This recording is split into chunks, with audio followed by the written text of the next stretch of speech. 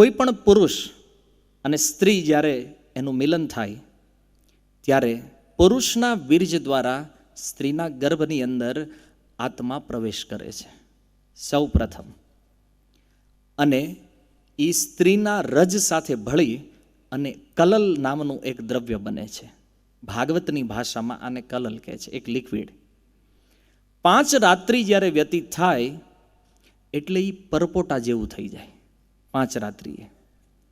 પછી 10 દિવસ જ્યારે થાય, 10 દિવસે એ બોર જેવું કઠણ થઈ જાય. બોર આપણે જોયું છે ને, બોરનો ઠળિયો જે હોય એવો એક કઠણ માંસનો પિંડ બની જાય 10 દિવસે. અને ત્યાર પછી એમાં માંસપેશીઓ બનવાની ચાલુ થાય. અને 1 મહિનો જ્યારે પૂરો થાય 30 રાત્રિ, એટલે એ પિંડમાંથી સૌથી પહેલાં મસ્તક બહાર નીકળે, માથું બહાર આવે સૌથી પહેલાં. પછી બીજો મહિનો શરૂ થાય, 2 મહિના વ્યતીત થાય ત્યારે એ પિંડમાંથી હાથ અને પગ બહાર નીકળે.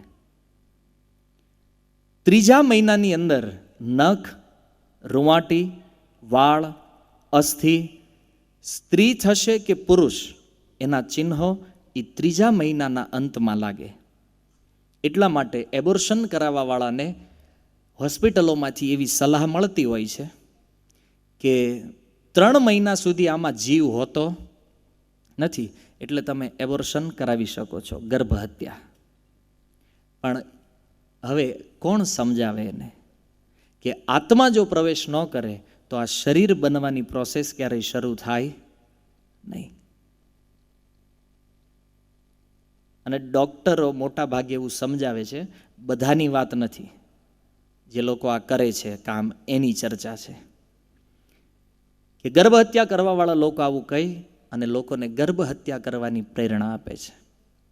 તમે એક વિચાર કરો કે આત્માનો પ્રવેશ ન હોય તો ગર્ભ બને કેવી રીતે? શરીર બનવાની શરૂઆત કેમ થાય? સ્ત્રી 20 કે 22 વર્ષ સુધી રહે છે ત્યારે તો ગર્ભ બનતો નથી. પુરુષના સંગ વગર કોઈ સ્ત્રી ગર્ભ ધારણ કરી શકે?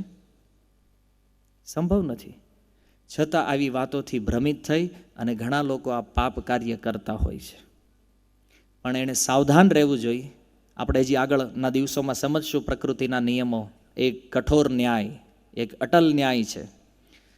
તો 4થા મહિનાની અંદર માંસ અને 7 ધાતુઓ, જે 7 ધાતુ હોય છે ને, વાત, પિત્ત, કફ, મજ્જા, ખૂન ઇત્યાદિ જે વસ્તુઓ, એ 4થા મહિને એમાં ડેવલપ થાય. 5મા મહિને એને ભૂખ તરસ લાગવાની શરૂ થાય. 6ઠા મહિને એ ઓર સાથે લપેટાય. ઓર માને એક, આજની ભાષામાં સમજો તો પ્લાસ્ટિક જેવું એક આવરણ એ બાળકની ફરતું લાગી જાય, ગર્ભની અંદર જે પ્રવાહી હોય એનું, એ ઓર સાથે લપેટાય અને જમણી બાજુના પડખે એ ઘૂમવાની શરૂઆત કરે છે 6ઠા મહિને. અને 7મા મહિને, 7મો મહિનો જ્યારે પૂર્ણ થાય ત્યારે એમાં જ્ઞાન શક્તિનો ઉન્મેષ થાય છે. ઉન્મેષ થવાનો અર્થ છે એનામાં વિચાર શક્તિ પ્રગટ થાય 7મા મહિનાના એન્ડમાં. આ જે જાણકારી જન્મ દ્વારા મેં આપી તમને, એ જાણકારી આજે સોનોગ્રાફી જેવી ટેકનોલોજી છે, MRI છે, તમે જાણી શકો છો. આ જ પ્રોસેસથી મનુષ્યનું શરીર ગર્ભમાં નિર્માણ થાય છે. આ વાત કોણ કહે છે એ જાણો છો તમે? ભગવાન કપિલ માતા દેવહૂતિને પ્રકૃતિ અને પુરુષનું જ્યાં જ્ઞાન સમજાવે છે ને, આ વાત ભગવાન કપિલે શ્રીમદ ભાગવતમના 3જા સ્કંદના 31મા અધ્યાયની અંદર માતા દેવહૂતિને આ સમજાવ્યું છે. અર્થાત કે 5000 વર્ષથી શ્રીમદ ભાગવતની અંદર આ પ્રોસેસ બતાવવામાં આવી છે. અને મશીનરી ઓન ટેકનોલોજી આપણે આજે લઈને માનતા થયા છે. આ શાસ્ત્ર છે. જેને જેને શાસ્ત્ર ઉપર શ્રદ્ધા નથી એના માટે આ એક પ્રમાણ છે. લોકો કહે છે ને, ઋષિ મુનિઓ નવરા હતા, કાંઈ કામ ધંધો હતો નહીં, એટલે લખ્યા જ કર્યું. પણ શું લખ્યું છે એ જાણવાની વધારે જરૂર છે. 5000 વર્ષથી આ વાતને કોઈ ગલત સિદ્ધ ન કરીએ કે ના આ ખોટું છે. આજે તો ટેકનોલોજી છે, પ્રમાણ છે આપણી સામે. તો આ રીતે 7 મહિના જ્યારે વ્યતીત થાય અને માતા દ્વારા જે કાંઈ અન્ન જળ લેવામાં આવે છે એનાથી ગર્ભમાં એ બાળકનું પોષણ થાય છે, નાળ દ્વારા. ટેકનિક જુઓ ભગવાનની તમે. માતાની નાભીથી બાળકની નાભી સાથે એક પાઇપ જોડાયેલી છે, સમજો, જેને આપણે નાળ કહીએ છીએ એને. અને એ નાળ દ્વારા એ બાળકનું પોષણ ગર્ભમાં આ વ્યવસ્થા ભગવાનની છે. કારણ કે આપણે ટેકનોલોજીને માનવાવાળા, તો આપણે તે શાસ્ત્ર ટેકનોલોજી રૂપે સમજીએ. અદ્ભુત ટેકનિક છે કે નથી? તમે બહારથી એ બાળકને કાંઈ પણ આપવા ચાહો, 9 મહિના સુધી એમાં તમારું કાંઈ ચાલે નહીં. ભગવાને જે વ્યવસ્થા કરી છે એ જ વ્યવસ્થાએ એ બાળક જીવે છે. અહીંયા આપણે સમજવાનું એ છે, 4 સમસ્યા, એમાં એક જન્મ છે. તો પ્રશ્ન તમારા મનમાં એ થવો જોઈએ, ન થયો હોય તો હું કહી દઉં કે ઓલી 3 વસ્તુને ભગવાને કીધું, જરા, વ્યાધિ અને મૃત્યુ, એ દુઃખ છે, એ સમસ્યા છે. પણ જન્મને સમસ્યામાં ભગવાને શું કામ લઈ લીધું? કારણ કે જન્મ થાય ત્યારે તો આપણે ખુશ થઈએ છીએ, હેપી બર્થડે ટુ યુ, હે ને, બહુ આનંદ થયો, અમારા ઘરે બાળકનો જન્મ થયો, અને ખુશ થઈએ છીએ કે નહીં? હવે તો ભાઈ બધા ખુશ થાય, સંતાન પ્રાપ્તિ થાય તો. પણ ભગવાન આને દુઃખ કહે છે ગીતામાં. જન્મ લેવો એ એક દુઃખ છે. અને કઈ રીતે સમજવાનો વિષય એ છે કે 7મા મહિને જ્ઞાન શક્તિ પ્રાપ્ત થયા પછી માતા જે કાંઈ ખાટું, તીખું, કડવું, તળેલું, ચટાકેદાર, મસાલાવાળું જે ખાય એ બધું એ બાળકની કોમળી ચામડીઓ ઉપર લાગે છે. કારણ કે ગર્ભ એ કોઈ અન્ય સ્થાન નથી, જઠરને જ ગર્ભ કહેવામાં આવે છે. જઠર જ ગર્ભ છે. અને એ બધો સામાન તો ત્યાં જ જાય.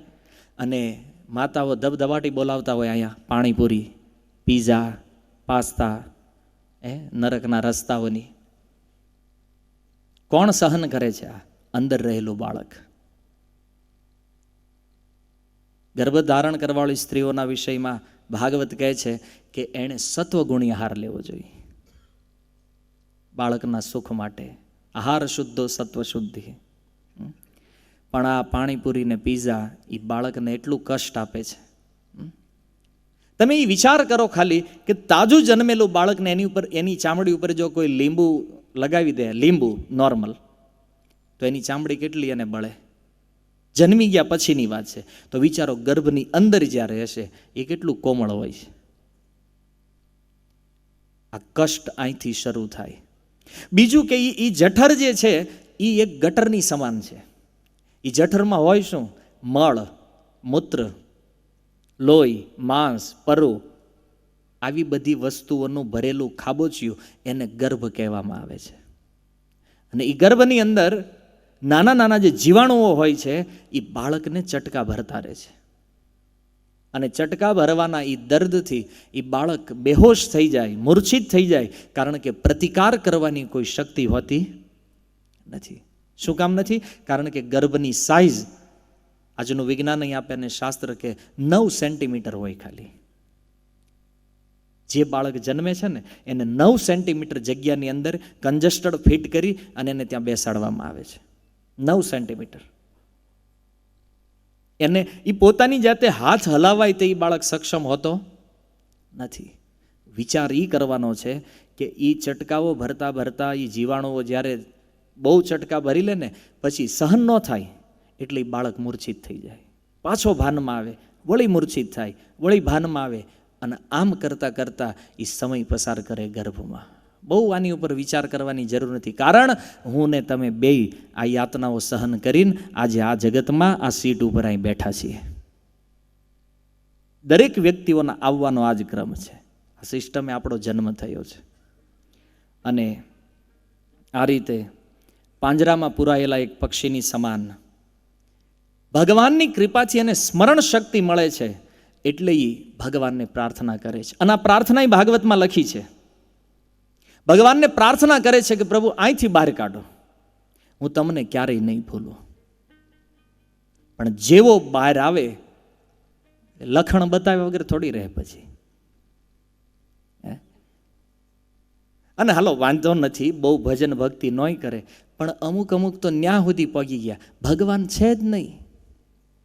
ભારત વર્ષની અંદર જન્મ લઈ અને એ પ્રશ્ન પૂછે, ભગવાન છે?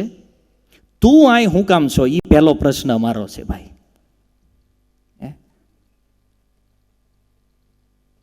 છતાં એ એના બુદ્ધિ, એની જે કાંઈ માનસિકતાઓ, વાતાવરણનો આ બધું અસર છે.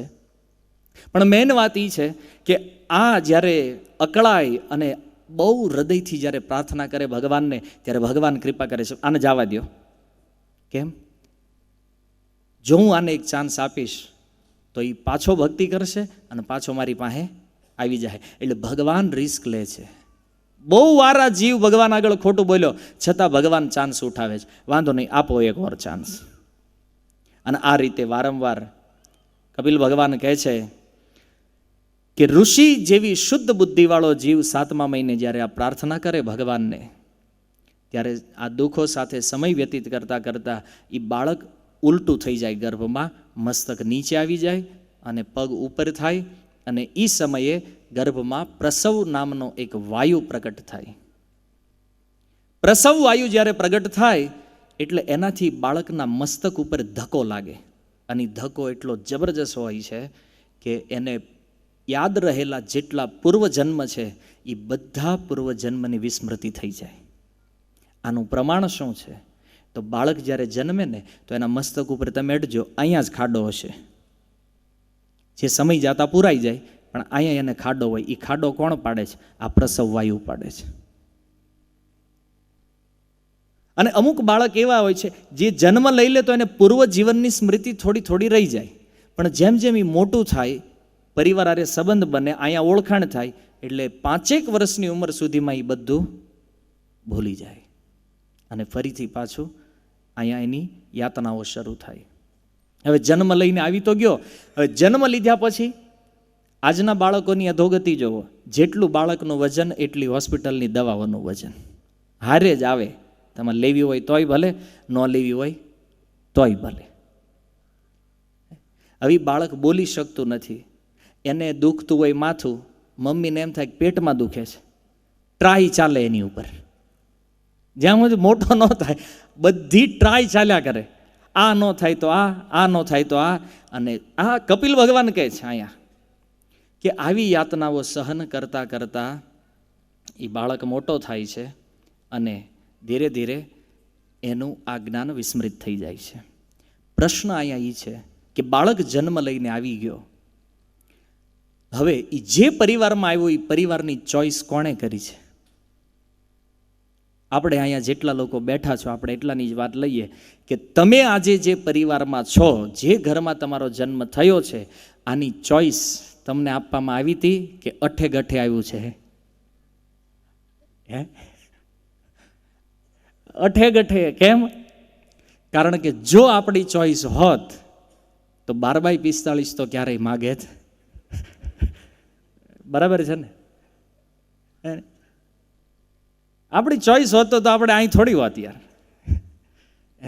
પણ પરિવારો આપણી ચોઈસ પ્રમાણે મળતા. તો આ જે વર્ણન દુઃખનું સાંભળ્યું આપણને એમ થાય ભાઈ ગર્ભમાં આટલું દુઃખ હોય, બધા સહન કરીને આવે છે, આપણે આવી ગયા, તો આમાં આટલી બધી વ્યાખ્યા લેવાની શું જરૂર હતી?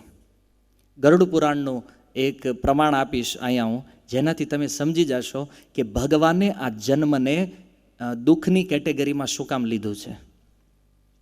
ગરુડ પુરાણની અંદર ભગવાન વિષ્ણુ ગરુડજીને કહે છે કે હે ગરુડ, ઓરિજિનલ જે નરકલોક છે એમાં જીવાત્માને જેટલું દુઃખ આપવામાં આવે ને એના કરતાં 100 ગણું દુઃખ હરેક જીવને માતાના ગર્ભમાં અનુભવ થાય છે. તમે વિચાર કરવાની ઉપર. અસલી નરકમાં જે દુઃખ છે એની કરતાં 100 ગણું દુઃખ એક જીવ માના ગર્ભની અંદર અનુભવે છે. એટલે ભગવાને આ જન્મને દુઃખની કેટેગરીમાં લઈ અને સૌથી પહેલા સ્થાનમાં મૂક્યો. જન્મ શ્લોક ત્યાંથી શરૂ કર્યો ભગવાને. જન્મ મૃત્યુ જરા વ્યાધિ.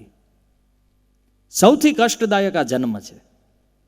મૃત્યુ કરતાંય તે વધારે ભયાનક આ જન્મ છે. પણ છતાં આપણે એના માટે હેપી બર્થડે ટુ યુ